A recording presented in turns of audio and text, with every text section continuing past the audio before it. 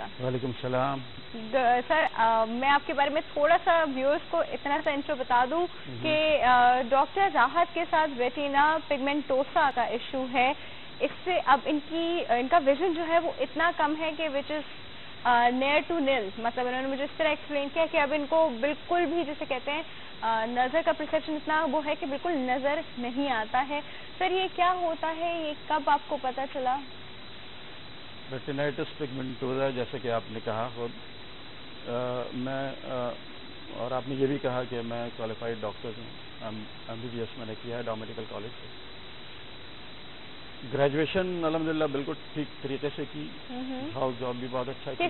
کس ایئر کے آپ 89 کا میں گریجویٹ ہوں. 89 کے گریجویٹ ہیں, ٹھیک ہے. ہاؤس جاب بھی الحمدللہ بالکل ٹھیک طریقے سے. یہ وہ دور تھا 89 کا اور اس کے بعد کا 90s ارلی 90s کا کہ جس میں جتنے بھی گریجویٹ تھے میڈیکل وہ ان کا سارا آؤٹ فلو تھا امریکہ کی طرف. لوگ تیزی سے امریکہ جا رہے تھے. FMGMS کا ایگزام کہلاتا تھا اس زمانے میں. Day 1 اور Day 2 کا فارمیٹ ہوا کرتا تھا. میں الحمدللہ کامیابی حاصل کی. لیکن جب میں اپنے دوستوں کے ساتھ Day 2 کی تیاری نہیں یہیں کراچی میں جب Day 2 کی تیاری کر رہا تھا تو اس زمانے میں مجھے پڑھائی میں دشواری. میں نے اپنے دوستوں سے ڈسکس کیا کہ ایج کیا ہوگی آپ کی اس وقت؟ 24-25. تو اس کے بعد ایسا ہوا کہ میں نے اپنے دوستوں سے ڈسکس کیا کہ یار مجھے اس طرح کی کچھ آنکھوں پہ بہت دباؤ پڑ رہا ہے, اسٹرین ہو رہا ہے, میں پڑھنے میں دشواری ہو رہی ہے, کچھ یلوش ہیلو کریسنٹک ہیلوز آ رہے ہیں.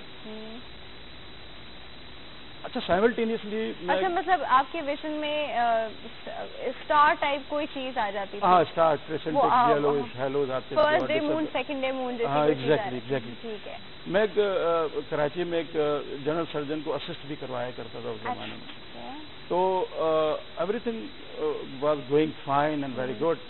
ان کو جب میں اسسٹ کر جاتا تھا موٹر سائیکل پہ, ناظم آباد میں رہائش تھی, گارڈن پہ ہاسپٹل تھا.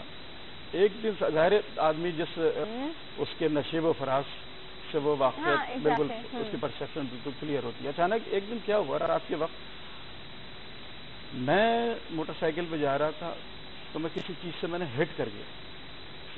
جب میں نے ہٹ کیا تو میری سمجھ میں نہیں آئی یہ کیا ہوا. لاشعوری طور پہ میرے ذہن میں ایسی چیز آئی کہ یا تو کوئی بچہ یا کوئی کتا وغیرہ تیزی سے روڈ کراس کیا اور ٹائمنگ اتنی کم تھی کہ وہ مجھے اس کو دیکھنے کا موقع ہی نہیں ملا. میں نے اس کو ہٹ کر دیا اور آئی واز ویری ٹیریفائڈ. بہت میں تھوڑا سا پینک بھی ہو گیا. تو میرے ذہن میں یہ تھا کہ خدا نہ خواستہ اگر کوئی بچہ ہے اور میری موٹر سائیکل کا ٹائر کہیں اس کی گردن پہ تو نہیں چلا گیا. اس نے مجھے بڑا سا خوف زدہ اور پینک ہی کر دیا. 12 لوگ آ گئے, انہوں نے وہ تھوڑا سا مجھے سہارا دیا. موٹر سائیکل ٹوٹ ٹاٹ گئی تھی. دراصل واقعہ یہ تھا کہ وہاں پہ گٹر تھا جس پہ ڈھکن نہیں تھا اور لوگوں نے وہاں پہ اینٹیں رکھ دی تھی. بہرحال میں سوچتا رہا کہ یہ تو میرا ڈیلی کا راستہ ہے, میں اس کو سمجھ بھی نہیں پایا. آسان میرے بحال ہوئے, میرا جو ٹائر تھا اور ویل تھا اس کو سیدھا کیا, پھر میں اپنی منزل پہ روانہ ہو گیا. اسی طریقے سے 2 ایونٹ اور ہوئے تو مجھے خاصی پریشانی ہوئی. میں اور جیسے میں نے آپ سے کہا کہ میں پڑھائی کر رہا تھا, میں نے اپنے دوستوں سے ڈسکس تو انہوں نے سب نے مل کر کہا کہ یار آنکھیں چیک کروانا چاہیے. تو ہم عمران غیور صاحب ایک اچھا آپ کا شبہ آنکھوں پہ گیا, آپ کا شبہ مائگرین ہیڈ ایک نہیں بالکل نہیں بالکل نہیں, آنکھوں پہ ہی گیا. اور ظاہر ہم نے پڑھا بھی تھا ریئر ڈیزیزز کا. اور انٹرسٹنگ بات یہ ہے کہ میں یہ بتاؤں کہ اس طرح کی جو جینیٹک ڈس آرڈرز ہوتے ہیں یہ عموماً پیرنٹس کی آپس میں کزنز ہونے کی وجہ سے ہوا کرتے ہیں, انٹر فیملی میرجز کی وجہ سے ہوتی ہیں. اچھا میں بہت بڑا فیملی میں شادی کرنے کا باغی رہا ہوں شروع سے, جو میرا اپنا یہی تھا اسی حوالے سے کہ آپ کے پیرنٹس کی فیملی میں ہاں کزنس تھے میرے ابا اماں. اور میں اکثر لوگوں سے ڈسکس کیا کرتا تھا کہ اس طرح کی کرونک ڈیزیزز ہوتی ہیں, جینیٹک ڈس آرڈرز ہوتے ہیں جو جینز میں ٹرانسفر ہوتے ہیں اور اوائڈ کرنا چاہیے. صحیح. لیکن اب آپ دیکھیں کہ جو سب سے زیادہ مخالف تھا کیا بہرحال یہ خداوند تعالیٰ کی دین ہے، رب العزت کا احسان ہے کہ اس نے زندگی قائم دائم کر کے رکھی ہوئی ہے. اور یہاں سے میں تھوڑا سا عمران غیور کی بات کر لوں کہ میں اب میرے دوست مجھے ان کنسلٹنٹ کے پاس لے کے گئے. ڈاکٹر صاحب نے میری جب ریٹینوسکوپی کر رہے تھے اور ساتھ ساتھ انہوں نے کامنٹ یہ الفاظ تھے، اس کے بعد میں ویزو ویگل شوق میں چلا گیا. اچھا. کیونکہ مجھے پتا تھا پیگمنٹس کے معنی کیا ہوتے ہیں. صحیح. اور میں جب گر گیا، بے ہوش ہو گیا، تھوڑی دیر بعد کوئی مجھے جھل رہا تھا، کوئی فروٹو پلا رہا تھا، اس طرح کی چیزیں ہو رہی تھی.